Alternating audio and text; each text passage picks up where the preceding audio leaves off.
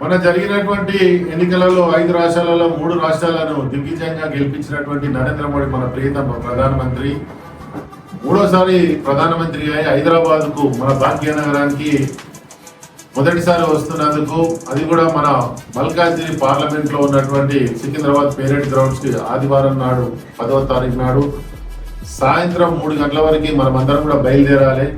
అదేవిధంగా దేశంలో జరిగినటువంటి పరిణామాలు మరో స్వాతంత్ర పోరాటం లాగా చేసి ఈరోజు అక్కడ ఉన్నటువంటి వెస్ట్ బెంగాల్లో ఉన్నటువంటి ప్రజలందరికీ కూడా భరోసా కల్పించి దిగ్విజయంగా వస్తున్నట్టు మన ప్రధానమంత్రికి మన ఎల్బీ నగర్ తరఫున ఎల్బీ నగర్లో మన్సూరాబాద్ పాత డివిజన్ కొత్త డివిజన్ అయినటువంటి లెక్చరర్స్ కాలనీ మన్సూరాబాద్ డివిజన్ ఈ 2 డివిజన్ల నుంచి భారీ ఎత్తున బయలుదేరి మనం 75 కార్లు అనుకుంటున్నాము, 10 బస్సులు అనుకుంటున్నాం. కాబట్టి దీన్ని దిగ్విజయం చేయాలని చెప్పి ప్రజలందరినీ, కాలనీవాసులని, పార్టీ అభిమానులని, బూత్ కమిటీ ప్రెసిడెంట్ అని అందరినీ కూడా కోరుతా ఉన్నాం.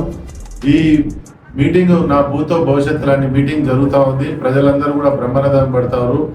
దేశంలో జరుగుతున్నటువంటి పరిణామాలని ప్రతి పిల్లగాడు, ప్రతి మహిళ అందరూ కూడా ప్రత్యేకంగా చూస్తున్నారు. కాబట్టి ఈ మీటింగ్ ని దిగ్విజయం చేయాల్సిందిగా కోరుతున్నాం. భారత్ మాతాకి జై.